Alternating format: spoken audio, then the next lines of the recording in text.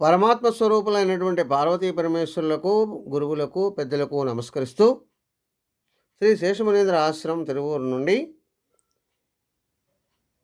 శ్రీ భగవద్గీతలోని 5వ అధ్యాయంలో గల 16, 17 శ్లోకాలకు భావాన్ని తెలియచేసుకుందాం.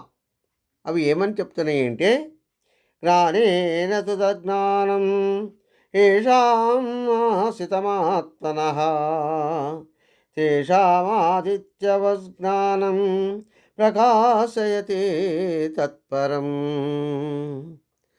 తద్బుద్ధయస్తదాత్మానః తనిష్టాస్తత్పరాయణః గచ్చంచ పునరావృత్తిం జ్ఞాననిర్ధూతకల్మషాః అని తెలియజేస్తున్నాయి. అంటే సాధకుడైనటువంటి అర్జునునకు శ్రీకృష్ణ పరమాత్మ ఈ విధంగా చెప్పడం జరుగుతుంది. ఏ సాధకుడికైతే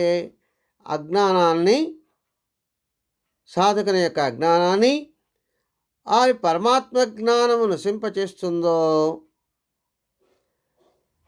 అలాంటి వారి జ్ఞానము సూర్యుడిలాగా ప్రకాశించి ఆ పరమాత్మను స్పష్టంగా కనిపించేటట్లుగా చేస్తుంది అని తెలియజేస్తుంది. అదేవిధంగా ఎవరైతే ఆ పరమాత్మను గురించి ఆలోచిస్తూ ఆయన గురించి అనుభూతి చెందుతూ ఆ అనుభూతిలో స్థిరముగా ఉండిపోతూ దాని మీద ఆసక్తి కలిగి ఉంటూ ఆ జ్ఞానము ద్వారా తమ పాపాలను పోగొట్టుకుంటూ ఉంటుంటారో అలాంటి వారికి పునర్జన్మ లేదు అని తెలియజేస్తుంది. స్వస్తి. సర్వే జనా సుఖినో భవంతు.